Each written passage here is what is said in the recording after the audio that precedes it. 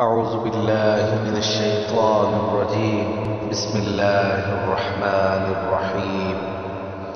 الرحمن علم القرآن خلق الإنسان علمه البيان. الشمس والقمر بحسبان والنجم والشجر يسجدان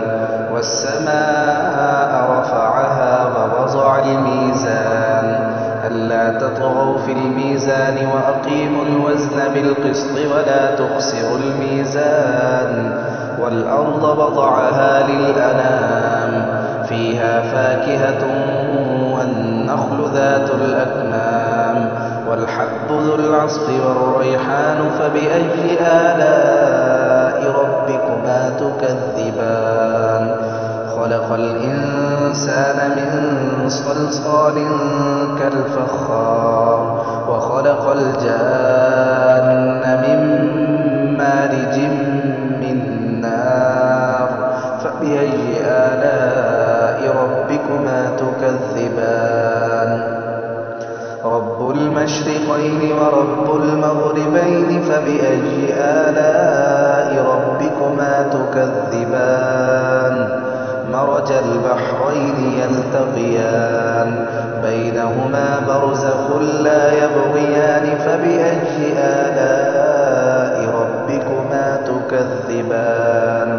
يخرج منهما اللؤلؤ والمرجان فبأي آلاء ربكما تكذبان وله الجوار المنشآت في البحر كالأعلام فبأي آلاء ربكما تكذبان كل من عليها فان ويبقى وجه ربك ذو الجلال والإكرام فبأي آلاء ربكما تكذبان يسأله من في السماوات والأرض كل يوم هو في شأن فبأي آلاء ربكما تكذبان سنفرغ لكم أيها الثقلان فبأي آلاء ربكما تكذبان يا معشر الجن والإنس إن استطعتم أن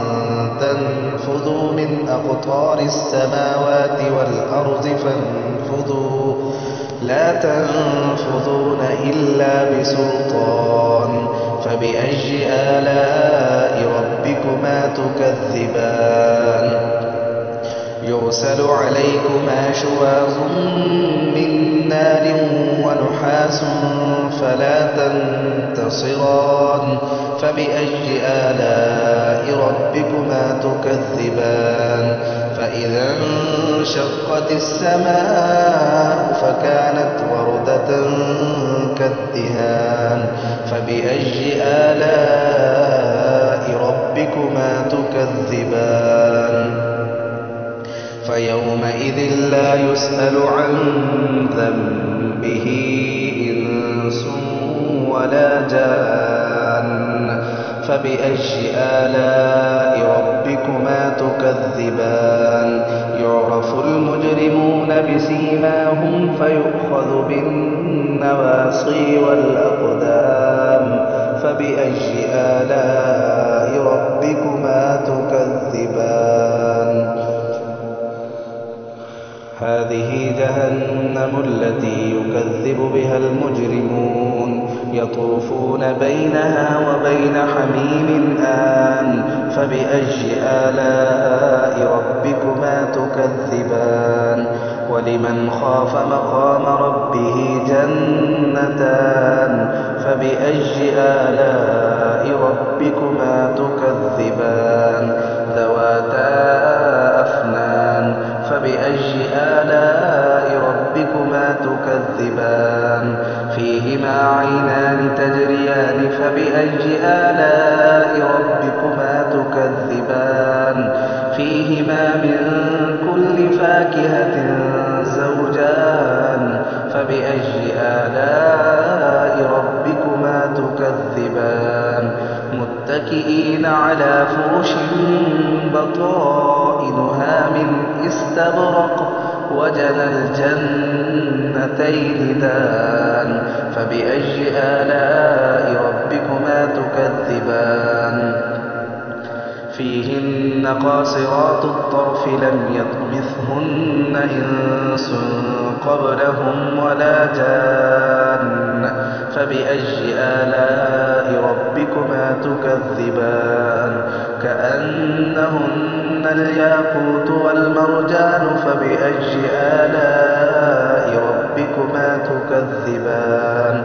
هل جزاء الإحسان إلا الإحسان فبأي آلاء ربكما تكذبان ومن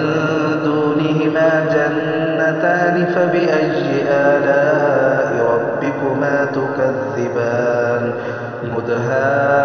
مدهامتان فبأي آلاء ربكما تكذبان فيهما عينان نضاختان فبأي آلاء ربكما تكذبان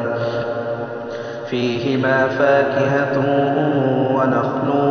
ورمان فبأي آلاء ربكما تكذبان فيهن خيرات حسان فبأي آلاء ربكما تكذبان حور مقصورات في الخيام فبأي آلاء ربكما تكذبان لم يطمثهن إنس قبلهم ولا جان فبأي آلاء ربكما تكذبان متكئين على رفرف خضر وعبقري حسان فبأي آلاء ربكما تكذبان تبارك اسم ربك ذي الجلال والإكرام